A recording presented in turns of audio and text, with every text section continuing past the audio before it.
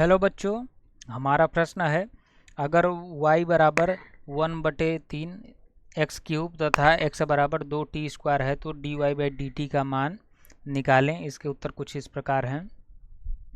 बच्चों, ऐसे समीकरण को हल करने के लिए बच्चों अवकलन में हम जानते हैं एक चेन रूल होता है, वो हमें बहुत अच्छी तरीके से आना चाहिए। कोई भी फंक्शन मान लीजिए, कोई मान लेते हैं हम dv/dt जो है, dv/dt को क्या लिख सकते हैं, एक तीसरा मान लीजिए r का कोई वो है, तो हम इसको लिख सकते हैं dv/dr इंटू dr/dt। ये हमारा चेन रूल कहता है कि dv/dt को हम क्या लिख सकते हैं। सिंपली अगर हम यहाँ से देखें तो ये dr/dr का सिंप्लीफाई हो जाएगा, तो dv/dt हम फिर से पा जाएंगे। ये हमारा जो एक चेन रूल है, श्रृंखला रूल, ये बच्चों इस पर्टिकुलर जो है आपके चैप्टर के लिए बहुत इम्पॉर्टेंट है और ये आपको जानना चाहिए। तो हमें यहाँ पर दिया है y बराबर 1/3 एक्स क्यूब और एक फंक्शन दिया है x बराबर 2t²। तो अगर हम यहाँ से देखें तो dy/dx निकाल सकते हैं, तो ये आ जाएगा 1/3 d/dx, ये हो जाएगा। और इसको देखें, हम दोनों साथ में लेके चलें तो dx का t के रिस्पेक्ट में अवकलन करेंगे तो 2 बाहर आ जाएगा, तो d/dt ये t का स्क्वायर। अब यहाँ से देखिए, अगर हम इसको सॉल्व करें तो 1/3 ये कितना हो जाएगा, 3x²।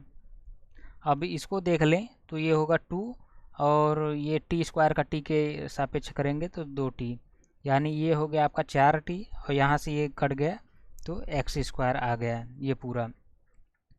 अब हमसे क्या पूछा है, dy/dt पूछा है, तो हम dy/dt को लिख सकते हैं। अब अच्छा बच्चों, देखते हैं हमारा जो उत्तर है वो t के फॉर्म में है, तो हमारा ये जो है x², इसको भी t के फॉर्म में करना पड़ेगा। तो t के लिए x बराबर 2t है, दिया गया हम जानते हैं, तो x² की जगह अगर हम 2t² रखेंगे तो आपका आ जाएगा 4t⁴।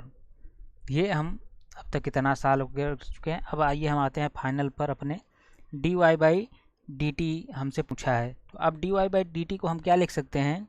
अब यहाँ पर चेन रूल फॉलो होता है, dy/dx और dx/dt, ये हमारा चेन रूल है। यही इसीलिए बोलता हूँ बच्चों कि चेन रूल जो है हमें बहुत ही इस चैप्टर में बहुत ज़रूरत पड़ती है।